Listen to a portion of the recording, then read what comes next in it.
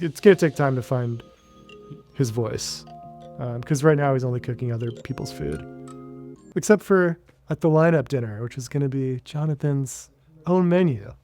It's going to be awesome.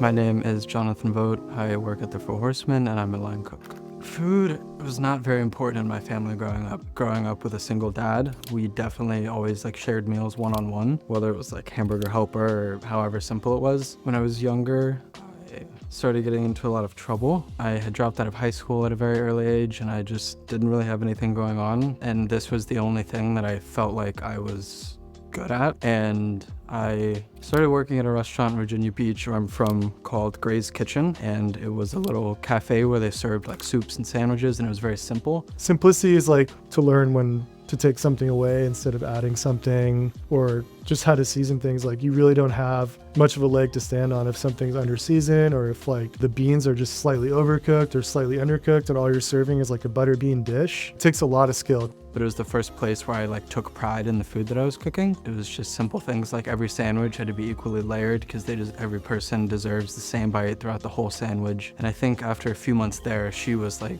"You are wasting your time here, you need to go to New York." I basically just looked up best restaurants in New York, and I just started eating at all of them. And I was like, I want to be a part of this community very badly.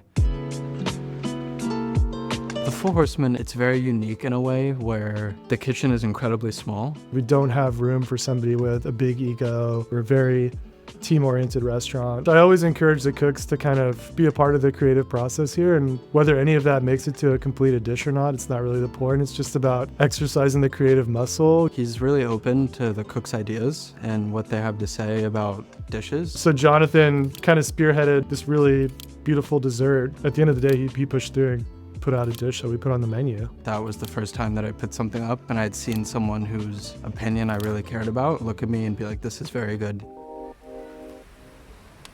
The lineup is a dinner series, and they are basically giving cooks and sous chefs the platform and the opportunity to cook their own menu for a good amount of people, who will all get a new perspective on cooks and sous chefs in New York City and what they have to say. I think I'm bringing to the table a very unique perspective, and I think that combining all of the things that I've learned from the restaurants that I've worked at in New York City and rebirthing it in a new way and a different pair of eyes.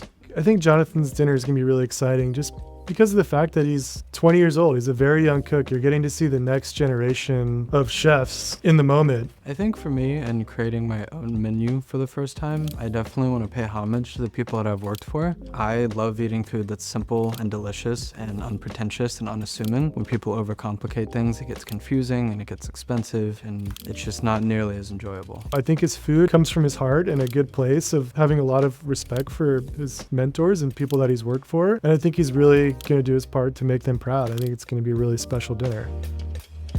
I feel like I'm still taking in so much and learning so much every day, and there's just so much food everywhere and so much is happening that I'm still trying to figure out who I am and what I want to do as a cook. And I think that there's comfort in knowing that you don't know what to do yet. Honestly, I've been thinking a lot about what people are going to walk away with, and praying that it's good. I want them to be full, and I want them to walk away and just say that that was very delicious. So I think at the end of the day, that's why we do what we do.